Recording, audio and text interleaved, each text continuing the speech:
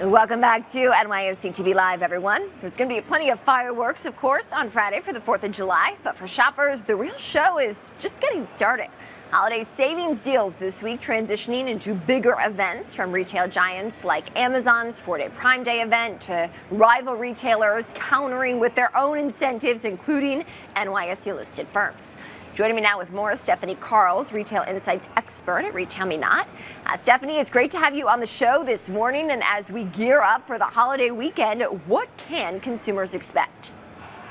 Well, good morning. Between the 4th of July sales and Prime Day, this week has pretty much become the cyber week of summer. But that doesn't mean that people have to chase every single deal. I think the smartest approach is knowing what's worth your time, what's actually on sale, and of course, what makes the most sense, and just not having to do the extra work. It's not about buying more, it's definitely about feeling confident in what you choose to buy. Okay, so what's the best way to approach that then? Do you go in with a list? Are there certain deals that you think are definitely worth taking advantage of? What can you share? Well, there are great deals across the board for different categories, but you do need to remember that this is the first time that Prime Day has expanded to 4 days, which can feel like a lot, but it's not about doing more, so it's about shopping with that intention. So if you know what you're looking for, the extra time can actually work in your favor. So first of all, do your research. Prime Day isn't just about when to shop, it's about what to buy and also where to buy it, because you have to remember that these deals are not only just on Amazon. So that $129 deal that's on Amazon could be $109 somewhere else whenever you stack promo codes, cashback offers. So don't limit yourself with Amazon Prime. Prep your cart, pace yourself. Don't blow your budget on day one. This also applies to those July 4th sales as well. Use price trackers. Let tech work for you. Also, just pay attention to those exclusive savings and see what you can come across. Yeah. So are there specific items this time of year, Stephanie, that you anticipate will be more discounted than others? Well, the top categories that we're seeing are, of course, going to be appliances, mattresses, and bedding, outdoor and patio, apparel, and accessories. And those are going to come first with the 4th of July sales.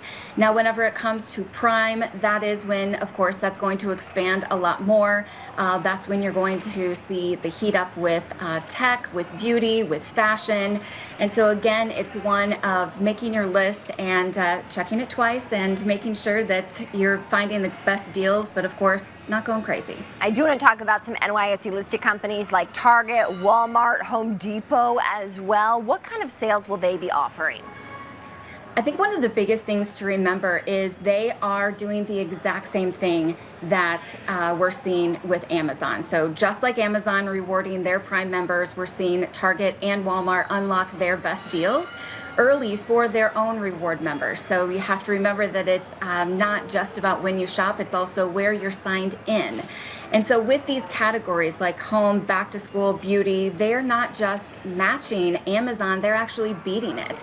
So many of those retailers are also offering cash back through sites like RetailMeNot. So this is where those discounts are going to be even better. So pay attention to those days. Walmart starts July 8th, goes through the 13th. Target is July 6th through the 12th.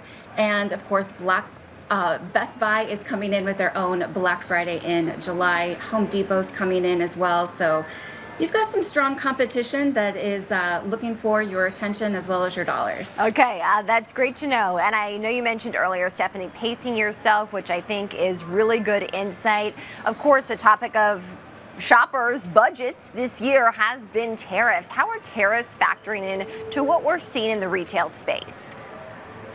Well, I think that the pricing pressure is driving more intentional shopping. So we're seeing 1 in 5 shoppers say that they're using Prime Day to offset those rising costs. And among millennials, that's going to be even higher. And so this isn't panic buying. And this is what we have to remember is this is what we call precision shopping. So people are planning ahead.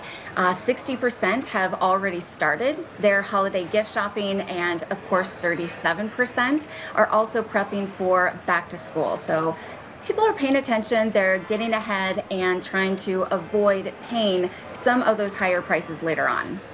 Finally, Stephanie, Any other tips for shoppers as we head into the holiday and, of course, the second half of the year? I think truly planning. This is really coming in where it's not panic buying at all. It is truly precision shopping, which is, really planning what you are already planning to buy within the next 6 months. Paying attention to that budget, even starting right now, is a good way for you to start spreading that budget. So it's not this panic shopping once you get into July, and of course your budget is the one that's panicking.